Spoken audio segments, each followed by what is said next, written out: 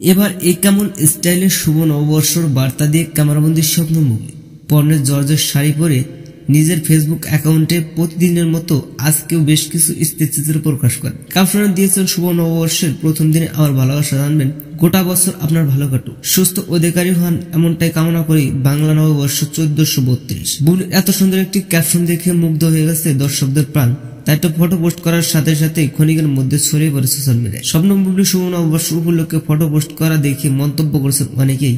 ভক্তরা বলেছেন, সত্যি শবনম বুবলিকে লাল শাড়ি, ব্লাউজ ও খোলা চুলে সুন্দর লাগছে এবং আরো ভালো লাগতো যদি আমরা শাকিব খানকে বুবলির পাশে পেতাম। তো দর্শক, শবনম বুবলি শুভ নববর্ষ উপলক্ষে ফটো পোস্ট দেখে আপনার কেমন লেগেছে সেটা ভেবে কমেন্ট করতে পারেন নিচের কমেন্ট বক্সে। এই ছিল আজকের ভিডিওটি ভালো লাগলে লাইক দিন। আপডেট খবর পেতে আমাদের সাথে দেখা হচ্ছে পরে কোনো ভিডিওতে।